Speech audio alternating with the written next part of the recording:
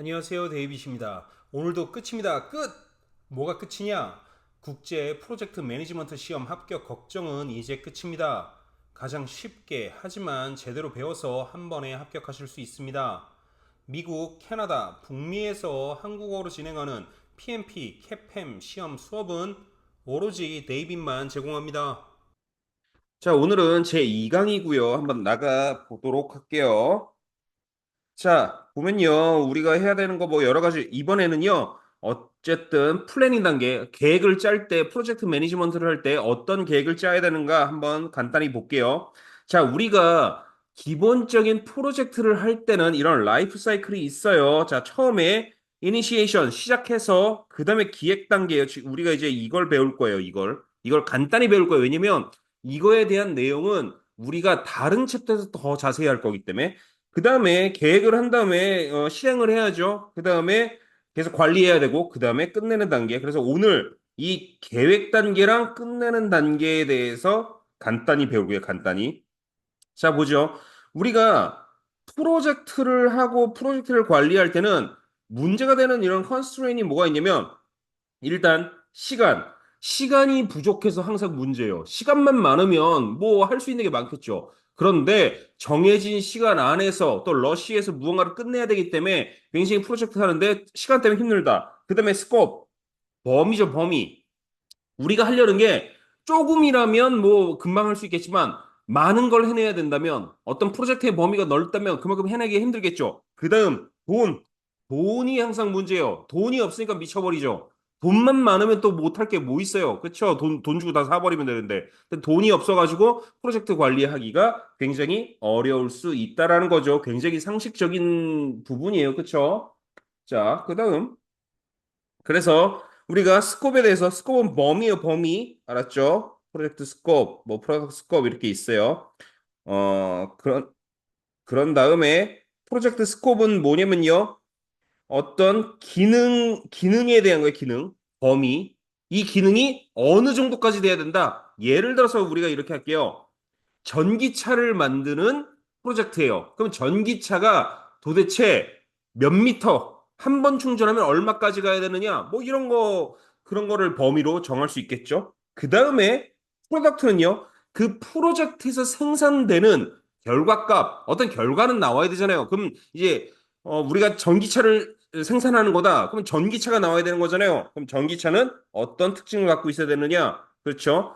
프로젝트 스콥이랑 프로덕트 스콥은 이 다른 점은 뭐냐면 프로젝트 스콥은 전체 프로젝트 이런 전기차를 생산하는 프로젝트 그러면 전기차를 생산하는 이 프로젝트를 뭐 1년 한다, 2년 한다 이런 게 있을 거 아니에요. 그렇죠? 그리고 프로덕트는 전기차 생산하는 프로젝트라면 전기차가 결과값으로 나와야 될 거 아니에요. 그 전기차는 몇 시간 간다. 이런 게 그런 범위를 정해놓는 게 스콥이에요. 그래서 스콥이란 단어를 가장 잘 알아둬야 돼요. 우리가 프로젝트를 할 때는 이 범위를 설정하는 거, 이 스콥이 굉장히 중요하니까. 자, 넘어가세요. 아까는 세 개의 컨스트레인을 봤는데, 사실 여섯 개라고 볼 수 있어요. 프로젝트 매니지먼트를 할 때는, 이거 이름을 외우는 게 아니에요. 당연한 거니까. 자, 시간이 부족해서 프로젝트 하기 힘듭니다. 맞죠? 아까도 했던 거고. 스콥, 굉장히 중요하죠. 저기 범위가 너무 넓으면은 힘들다. 돈이 없어서 힘들다. 그쵸? 그 다음에 퀄리티. 퀄리티도 좋아야 돼요. 퀄리티가 우리가 원하는 퀄리티가 있을 거 아니에요. 원하는 퀄리티대로 하려면 좀 프로젝트 매니지먼트한테 힘들 수 있다. 그 다음에 베네핏. 이 베네핏도 퀄리티는 비슷하죠. 그러니까 이런 거예요. 아까도 제가 예를 들었다시피 전기차를 생산하는 업체인데 전기차 프로젝트를 하고 있어요. 전기차 하나 새로 만들어야 될 건데 전기차에다가 무슨 뭐 GPS도 달 거고 모두 달 거고 여러 가지 베네핏 어떤 여러 가지 장점들을 구현시키려고 하려면 힘들겠죠. 그게 처음 하는 건데. 그렇죠? 그다음에 이제 우리가 알 수 없는 리스크 같은 게 발생할 수 있다라는 거예요. 리스크가 많으면 당연히 프로젝트를 관리하는데 힘들 수밖에 없겠죠. 넘어가서요. 자, 우리가 기획 단계에서 프로젝트 매니지먼트 플랜이라고 지금 우리가 이런 서류를 작성해요. 뭐냐면 전체적인 프로젝트 매니지먼트를 할 때 어떻게 관리할 거야라는 계획을 세운 거죠. 그런데 이 옆에 프로덕트 매니지먼트 플랜이라고 있잖아요. 이거는 결과값, 어떤 프로젝트를 통해서 어떤 결과가 나와야 되는데 그 결과값을 어떻게 관리할 것이냐는 거예요. 그러니까 둘 다 프로젝트 매니지먼트 플랜과 프로덕트 매니지 플랜이 결과적으로는 어때요? 둘 다 계획을 세우는 거라고 보겠지만 이 프로젝트 매니지먼트 플랜은 프로젝트 전체에 관해서 처음 시작할 때 프로젝트 전체에 관해서 어떤 이렇게 관리할 거야 라는 계획을 세우는 거에 반면해서 이 두 번째 있는 프로덕트 매니지먼트 플랜은 결과가 나왔을 때 그것을 어떻게 그 결과를 관리할 것이냐라는 거에 있어서 좀 다른 거예요. 그쵸? 둘 다 기획 단계에서 처음에 기획하는 건 맞아요. 하지만 프로젝트 매니지먼트 플랜은 프로젝트 전체에 대해서 프로젝트를 어떻게 관리할 거냐. 그런데 프로덕트 매니지먼트 플랜은 나중에 마지막에 나오는 프로덕트나 아니면 결과를 어떻게 관리할 거냐. 이 프로덕트라는 건 단순히 물건만 말하는 게 아니에요. 이거 서비스도 말하는 거랑 똑같아요. 왜냐면 우리가 전기차를 생산하는 업체입니다. 그럼 프로덕트 전기차가 나올 거고요. 뭐 저기 셀폰을 뭐 새로 만드는 업체입니다. 그럼 셀폰이 나올 거고요. 그럼 프로덕트죠. 하지만 우리가 새로운 어떤 IT 서비스를 해보려고 그래요. AI 서비스를 한번 해보려고 그래요. 인터넷으로. 그러려면 그 저기 결과값이 프로덕트가 서비스가 나오는 거겠죠. 그래서 프로덕트랑 서비스는 사실 같은 말이에요. 그래서 이걸 두 개를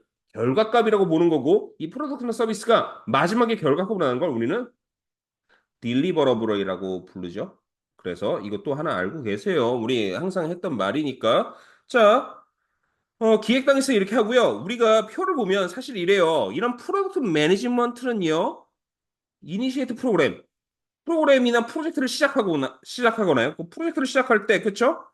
프로젝트를 하나하나 시작할 때마다 하겠죠. 근데 이게 프로덕트 사이클이 어떻게 되면 새로운 어떤 것들을 만들어낼 수도 있어요. 뭐냐면 프로젝트 1 끝났다고 해서 완전 끝났다는 게 아니에요. 프로젝트 1 끝난 다음에 여기서 끝났죠.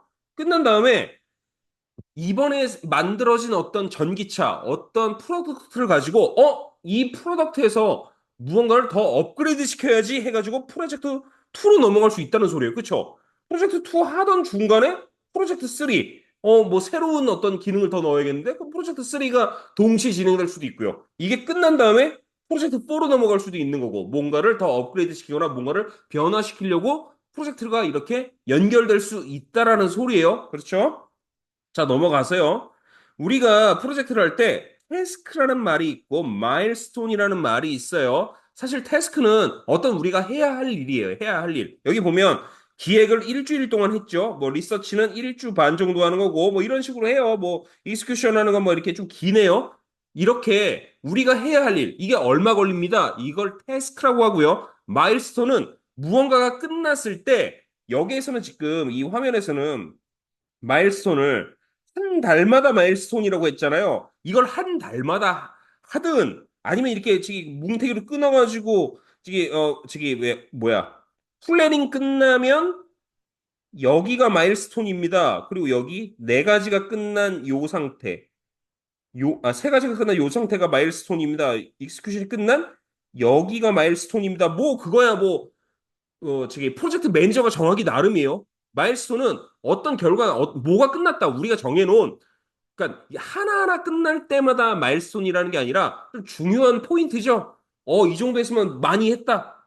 그렇게 정할 때 마일스톤이에요. 그래서 시험 문제로 이 마일스톤하고 태스크를 구분할 때 시험 문제로 나올 수 있는 게 딱 이거예요. 자, 태스크는 몇 시간이 걸릴 수도 있고 며칠이 걸릴 수도 있고 몇 주가 걸릴 수도 있고 뭐 몇 달이 걸릴 수도 있고 몇 년이 걸릴 수도 있고 어쨌든 듀레이션이라는 게 존재해요. 맞죠? 듀레이션이 숫자로 존재한다고요. 뭐 3시간이 걸린다, 5일이 걸린다, 2주일이 걸린다, 뭐 4달이 걸린다, 뭐 이렇게 숫자가 나온다고요. 하지만 마일스톤은 무언가 우리가 정해놓은 어떤 여정이 어느 정도 하나는 끝났다는 거예요. 그래서 제로 데이 듀레이션이에요. 마일스톤의 듀레이션은 없어요. 제로예요. 이게 시험 문제로 나올 수 있어요. 맞죠? 마일스톤이라는 건 진짜 한 게 아니라 뭔가 여태까지 했어 어느 날 기념하는 거잖아요. 뭐 우리는 뭘 끝냈다. 중요한 거 끝냈다. 라고 하는 게 마일스톤이기 때문에 마일스톤은 듀레이션이 제로다. 이거 시험 문제로 중요한 거예요. 자, 다른 건 중요하지 않아요. 자, 넘어가서 우리가 프로젝트를 할 때는 많은 리소스들이 필요해요. 그랬을 때 여기서 많은 이런 자원들이 필요한데 이런 리소스에서 가장 중요한 건 레이버. 사람이죠, 사람. 사람이 가장 중요해요.